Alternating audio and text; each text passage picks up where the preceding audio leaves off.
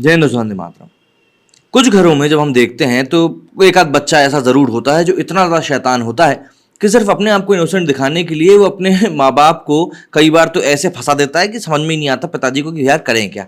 मतलब जैसे मेहमान आए हैं तो उनके सामने जोर जोर से चिल्ला के रोने लगेगा, ऐसे प्रिटेंड करेगा कि यार मम्मी मेरे को बहुत मारती हैं, या फिर कुछ ऐसी बदतमीजी करेगा जैसे घर वालों को लगे कि नहीं यार ये क्या ही कर रहा है। ऐसे कुछ बच्चे होते हैं आपके आस पड़ोस में, आपको कहीं ना कहीं ऐसे बच्चे देखने के लिए जरूर मिल जाएंगे जो जरूरत से ज्यादा शैतान होते हैं, लेकिन उसी वक्त पर उनका दिमाग इतना तेज होता है कि वो खुद को इनोसेंट दिखा सके।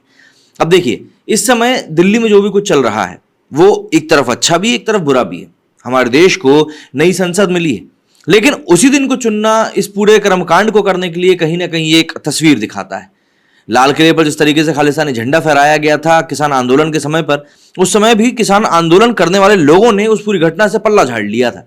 ठीक ऐसे ही जंतर मंतर पर प्रोटेस्ट कर रहे ये पहलवानों तक मेरी सहानुभूति थी, लेकिन पिछले कुछ समय में जैसे जैसे इनके प्रदर्शन में टुकड़े टुकड़े गैंग शामिल हुआ, कई सारे पॉलिटिशियंस ऐसे शामिल हुए जो कि अपनी विचारधारा में खुद ही गलत है।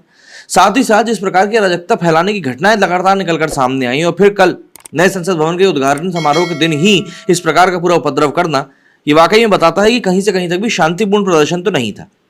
और कोई भी महापंचायत करने के पहले या कोई भी प्रदर्शन करने के पहले आपको पुलिस की अनुमति की जरूरत होती है। अगर आपको पुलिस अनुमति नहीं दे रही है, इसका मतलब ही यह है कि आपको ये काम नहीं करते। लेकिन उसके बावजूद भी कल जो तस्वीरें निकलकर सामने आई वो वाकई में मतलब सोच में डालने वाली थी कि क्या ये हमारे ही देश के पहलवान हैं जो इस प्रकार के काम कर रहे हैं, क्योंकि लगातार एक के बाद एक इस तरह की घटनाएं होना वाकई में कहीं से कहीं तक भी सही नहीं। दरअसल जंतर मंतर पर जो भी कुछ चल रहा है उसे लेकर एक बड़ा वर्ग है जो ये कह रहा है कि नहीं भैया इनके साथ कुछ ना कुछ तो गलत हुआ है। जंतर मंतर पर दरअसल पिछले एक महीने से कुश्ती संघ के अध्यक्ष ब्रजभूषण शरण सिंह के खिलाफ धरना दे रहे पहलवानों के खिलाफ दिल्ली पुलिस ने अब केस दर्ज किया है। विनेश फोगाट, साक्षी मलिक, बजरंग पुनिया समेत अन्य पहलवानों पर सुरक्षा कर्मियों के साथ हाथापाई, दंगा करने और ड्यूटी पर तैनात पब्लिक सर्वेंट के साथ काम में बाधा डालने का मामला दर्ज किया गया है। दरअसल प्रधानमंत्री नरेंद्र मोदी ने रविवार को नई संसद का उद्घाटन किया था। विनेश फोगाट, साक्षी मलिक और बजरंग पुनिया समेत पहलवानों ने रविवार को जंतर मंतर से नई संसद तक मार्च निकालना था। इसके बाद पुलिस ने उन्हें रोकने की कोशिश करी, इसके बाद जमकर बवाल हो गया। अब नई संसद एक तरफ तो जहां पर कई सारे विपक्षी दल उसका विरोध कर रहे हैं, लेकिन आप यहां पर यह देखिए कि इस मार्च के खिलाफ किसी ने कुछ भी नहीं बोला। इस बवाल के बाद दिल्ली पुलिस ने जंतर मंतर को भी खाली करा दिया है, जहां एक महीने से प्रदर्शन चल रहा था। मतलब अब न घर के न घाट के वाली सिचुएशन आ चुकी है। पुलिस का कहना है कि पहलवानों को दोबारा वहां लौटने नहीं दिया जाएगा। पुलिस ने बताया कि दिल्ली से 700 लोगों को हिरासत में लिया गया है, वहीं तीनों पहलवान समेत 109 को जंतर मंतर से हिरासत में लिया गया। हालांकि शाम को ही विनेश फोगाट, साक्षी मलिक समेत सभी महिला प्रदर्शनकारियों को रिहा भी कर दिया गया। अगर यहां पर वाकई में कोई फांसीवादी काम कर रहे होते तो ऑब्वियसली बात इन लोगों को रिहा किया ही नहीं जाता। और शायद यहां पर हमारे देश की विदेशी पार्टियां इसी बात को भूल जाती हैं कि लोकतंत्र क्या चीज होती है। खैर, सभी महिला प्रदर्शनकारियों को जब रिहा किया गया उसके बाद कई सारी बातें उठी, लेकिन जंतर मंतर को खाली खिलाकर वहां पर इस समय धारा 144 लागू कर दी गई है। किसी को वहां पर जाने की इजाजत नहीं। विपक्षी दलों ने पहलवानों के साथ कथित मारपीट के मामले में केंद्र सरकार पर हमला भी साध दिया है। पहलवान 23 अप्रैल से जंतर मंतर पर कुश्ती महासंघ के अध्यक्ष ब्रजभूषण शरण सिंह के खिलाफ मोर्चा खोले हुए हैं। पहलवानों ने ब्रजभूषण शरण सिंह पर यौन उत्पीड़न का आरोप लगाते हुए उनकी गिरफ्तारी की मांग करी थी। अब ये समझने की कोशिश करते हैं कि भाई आखिर रविवार को जंतर मंतर से संसद भवन तक, नए संसद भवन तक आखिर क्या क्या हुआ। देखिए, सबसे पहले तो पहलवानों ने रविवार को जंतर मंतर से नए संसद भवन तक मार्च निकालने का ऐलान किया था। साथ ही पहलवानों ने संसद के बाहर ही महिला महापंचायत भी बुलाई थी। हालांकि इसके लिए पुलिस ने उन्हें अनुमति नहीं दी थी। साथ ही पुलिस ने सुरक्षा के व्यापक इंतजाम भी किए थे। नए संसद भवन से 3 किलोमीटर दूर जंतर मंतर से मार्च शुरू किया गया तो पुलिस ने बैरिकेडिंग लगाकर उन्हें रोकने की कोशिश करी, लेकिन फोगाट बहनों और साक्षी मलिक ने सुरक्षा घेरे को तोड़कर आगे बढ़ने की कोशिश करी। अब जहां पर आप सुरक्षा घेरे को तोड़कर आगे बढ़ रहे हो वहां पर शांतिपूर्ण मार्च की तो बात ही खत्म हो जाती है। इसके बाद प्रदर्शनकारियों और पुलिसकर्मियों के बीच में धक्का मुक्की और हाथापाई हो गई। इसके बाद पुलिस ने पहलवानों को हिरासत में ले लिया और उन्हें बसों में अलग अलग जगह पर ले गए। इसके बाद पुलिस ने गद्दे, टेंट और कूलर पंखों को हटाकर जंतर मंतर को पूरा साफ कर दिया। अब इस पूरे मामले पर पुलिस का क्या कहना है जरा ये भी समझ लेते हैं।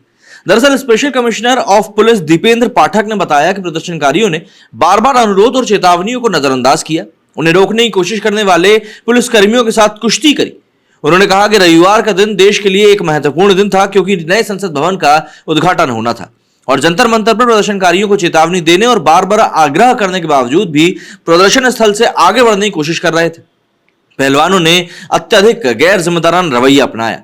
तो भैया इसीलिए कहा जाता है कि थाली जो है कभी भी मतलब बिन पेंदी की नहीं होती, उसकी पेंदी होती है, और अगर आपकी पेंदी नहीं है तो फिर आप लोटे हो गए।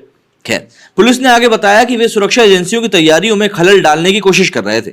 दीपेंद्र पाठक ने कहा कि अब पहलवानों को जंतर मंतर पर धरने के लिए नहीं बैठने दिया जाएगा, जंतर मंतर साफ कर दिया गया है। अब पहलवानों का पॉइंट भी जान लेते हैं, क्योंकि सिक्के के दो पहलू होते हैं। क्योंकि पुलिस ने तो बोल दिया भैया पहलवान अराजकता फैला रहे थे, लेकिन पहलवानों का क्या कहना है वो भी सुन लेते हैं। दरअसल ओलंपिक पदक विजेता साक्षी मलिक ने ट्वीट करके जंतर मंतर पर अपना धरना जारी रखने की कसम खाई। उन्होंने कहा कि हमारा आंदोलन खत्म नहीं हुआ है, हम अपना सत्याग्रह जंतर मंतर से शुरू करेंगे। इस देश में तानाशाही नहीं होगी, बल्कि महिला पहलवानों का सत्याग्रह होगा। अब यहां पर समस्या यह है कि अब इस पूरे के पूरे जो पहलवानों का जो प्रोटेस्ट है, इसमें राजनीति कहीं ना कहीं घुसी चुकी है। इसका एक प्रमाण हमको तब मिला था जब बजरंग पुनिया ने एक बजरंग बली को लेकर ट्वीट किया था, बजरंग दल के समय जो भी कुछ चल रहा था कर्नाटका में, और जैसे ही उन्होंने ट्वीट किया, कट्टरपंथी या यूं कहें जो विरोधी पॉलिटिक्स वाले हैं वो उनके ऊपर टूट पड़े कि भाई इस आदमी को नहीं सुधार सकते। मतलब आप यहां पर देखिए कि यहां पर पॉलिटिक्स जो है वो किस कदर इन्वॉल्व हो चुकी है। विनेश फोगाट ने ट्वीट करते हुए कहा कि पुलिस ने मुझे, साक्षी मलिक और संगीता फोगाट को रिहा कर दिया है, जबकि अन्य को अभी भी हिरासत में रखा है। विनेश ने ट्वीट कर कहा कि ब्रजभूषण शरण सिंह के खिलाफ एफआईआर करने में पुलिस को 7 दिन लगे थे, लेकिन शांतिपूर्वक विरोध करने वालों के खिलाफ मामला दर्ज करने में 7 घंटे भी नहीं लगे। अब यहां पर एक बात समझने वाली यह भी है कि यहां पर हमेशा से बताया गया है कि कई सारी लड़कियों का यौन शोषण हुआ है, लेकिन आप उसके बावजूद भी देखेंगे कि इस पूरे प्रोटेस्ट का चेहरा मात्र 3 से 4 लोग बने हुए हैं। जरा ये भी समझ लेते हैं हम कि एफआईआर में दावा क्या किया गया है जो पहलवानों के खिलाफ हुई है। तो पुलिस ने दावा किया है कि पहलवानों ने बैरिकेड्स को तोड़ा, दुर्व्यवहार किया और महिला कांस्टेबल समेत अन्य पुलिसकर्मियों से धक्का मुक्की करी। इसके बाद पुलिस ने धरना दे रहे पहलवानों, उनके समर्थकों के खिलाफ मामला दर्ज किया। पुलिस के मुताबिक जंतर मंतर पर पुलिसकर्मियों के साथ हुई हाथापाई के मामले में पहलवान साक्षी मलिक, विनेश फोगाट, बजरंग पुनिया, संगीता फोगाट और अन्य लोगों के खिलाफ नई दिल्ली के संसद मार्ग पुलिस स्टेशन में प्राथमिकी दर्ज करी गई। पुलिस ने एफआईआर आईपीसी की धारा 188 मतलब कि लोक सेवक द्वारा विधिवत आदेश देने की अवज्ञा, 186 जिसमें कि कहा जाता है कि लोक सेवक को सार्वजनिक कार्यों में निर्वहन में बाधा डालना, मतलब कि आप जब सरकारी कर्मचारी के काम में बाधा डालते हो। इसके अलावा 353 लोक सेवक का उसके कर्तव्य के निर्वहन से रोकने के लिए हमला, 332 लोक सेवक को अपने कर्तव्य से डराने के लिए स्वेच्छा से चोट पहुंचाना, इन धाराओं के तहत केस दर्ज किया गया है। इसके पहले पहलवानों पर आईपीसी की धारा 352 गंभीर उकसावे के अलावा हमला या आपराधिक बल, 147 दंगे और 149 गैर कानूनी जमावड़ा और सार्वजनिक संपत्ति को नुकसान की रोकथाम अधिनियम की धारा 3 सार्वजनिक संपत्ति को नुकसान पहुंचाने वाली जो शरारत होती है उसको लेकर होती है, ये सब धाराएं भी लगाई गई हैं। इसके बाद एक और चीज आती है कि भाई कई सारे किसान नेता भी हिरासत में गए। दरअसल किसान संगठनों ने भी पहलवानों के धरने में समर्थन देने का ऐलान किया था। ऐसे में संसद भवन के पास और दिल्ली में लगी सीमाओं पर पुलिस ने सुरक्षा बढ़ा दी थी और किसानों के समूह को दिल्ली आने से रोक दिया था। कई किसान नेताओं को हरियाणा में ही हिरासत में ले लिया गया था। कभी कभी तो मन में ये बात भी आती है कि जब ये किसान नेता इतना धरना प्रदर्शन करने के लिए दिल्ली आते हैं तो इनकी खेती बाड़ी कौन संभालता होगा। शायद वो मजदूर जो कि दिहाड़ी के ऊपर काम करता है, तो फिर उस मजदूर को ही तो शायद ज्यादा क्रेडिट मिलना चाहिए, लेकिन क्रेडिट ले लेते हैं ये बड़े बड़े किसान जो कि धनाढ्य हैं। कई सारे एकड़ों की जमीन है, मजदूर इनके पास काम करते हैं और इसीलिए ये लोग बार बार आंदोलन करने के लिए दिल्ली कूच कर पाते हैं। खैर, किसान नेता राकेश टिकैत के नेतृत्व में दिल्ली आ रहे किसानों ने दिल्ली आने की कोशिश करी, लेकिन उन्हें गाजीपुर पर ही रोक दिया गया। इसके बाद उन्होंने गाजीपुर बॉर्डर पर धरना भी दिया। हालांकि बाद में प्रदर्शनकारी तितर बितर हो गए। इसके अलावा विपक्ष ने भी अब केंद्र पर निशाना साधा है। विपक्ष को वैसे भी मुद्दे मिल नहीं रहे मोदी जी के सामने, तो वो इस तरह के मुद्दों को उठा रहे हैं। जैसे नए संसद भवन में आपने SC/ST को नहीं बुलाया, हमारी राष्ट्रपति द्रौपदी मुर्मू से आपने उद्घाटन नहीं कराया, इस तरह के कुछ मुद्दे उठा रहे हैं। दरअसल विपक्ष ने पहलवानों के मुद्दे पर केंद्र पर एक बार फिर से निशाना साधा। कांग्रेस नेता राहुल गांधी ने ट्वीट कर कहा कि राज्याभिषेक पूरा हुआ, अहंकारी राजा सड़कों पर कुचल रही जनता की आवाज बनेगा। लेकिन यहां पर राहुल गांधी शायद ये चीज भूल गए कि एक वो राजकुमार जो कि लायक हो सकता था पर वो लायक नहीं हो पाया, उसके पीछे भी कई सारे कारण हैं। पश्चिम बंगाल की मुख्यमंत्री ममता बनर्जी ने कहा कि यह शर्मनाक है कि हमारे चैंपियन इस तरह से व्यवहार कर रहे हैं। ममता के अलावा तमिलनाडु के मुख्यमंत्री M.K. स्टालिन, दिल्ली के मुख्यमंत्री अरविंद केजरीवाल, झारखंड के मुख्यमंत्री हेमंत सोरेन, राष्ट्रवादी कांग्रेस पार्टी की सांसद सुप्रिया सुले और वामपंथी नेताओं ने प्रदर्शनकारी पहलवानों के साथ हुए व्यवहार की निंदा करी।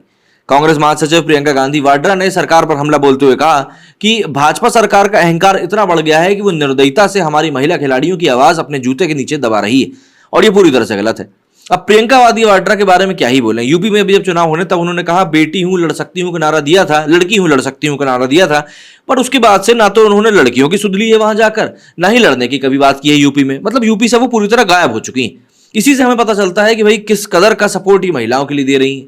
या फिर अगर हम बात करें पंजाब की, जहां पर कांग्रेस एक बड़ी पार्टी हुआ करती थी, लेकिन जब से आम आदमी पार्टी से वो चुनाव हारे हैं तब से वो लगातार इतने ज्यादा बैकफुट पे आ चुके हैं कि पंजाब में अब तो सिद्धू जी भी दिखाई नहीं दे रहे, जबकि वो जेल से ही बाहर आ गए। अब ऐसे में एक आखिरी सवाल ये उठता है कि आखिर आगे पहलवानों की क्या रणनीति हो सकती है। तो ओलंपिक पदक विजेता साक्षी मलिक ने ट्वीट कर जंतर मंतर पर अपना धरना जारी रखने की कसम खाई। उन्होंने ट्वीट किया और कहा कि हमारा आंदोलन खत्म नहीं हुआ है, हम अपना सत्याग्रह जंतर मंतर से शुरू करेंगे। हम देश में तानाशाही नहीं होने देंगे, बल्कि महिला पहलवानों का सत्याग्रह करेंगे।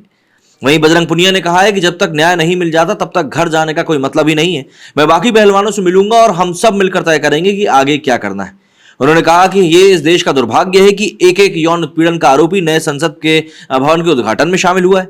वहीं दिल्ली पुलिस ने हम पर 7 घंटे में ही एफआईआर दर्ज कर दी, लेकिन उन्हें ब्रजभूषण के खिलाफ एफआईआर दर्ज करने में 7 दिन लग गए थे। अब प्रत्यक्ष प्रमाण की आवश्यकता नहीं होती है, सीधी सी बात है, जो चीजें हैं सामने। इस पूरे मामले के ऊपर आपकी क्या राय है, कमेंट करके जरूर लिखें। मेरे वीडियो फिलहाल इतना ही। जय हिंद, जय भारत।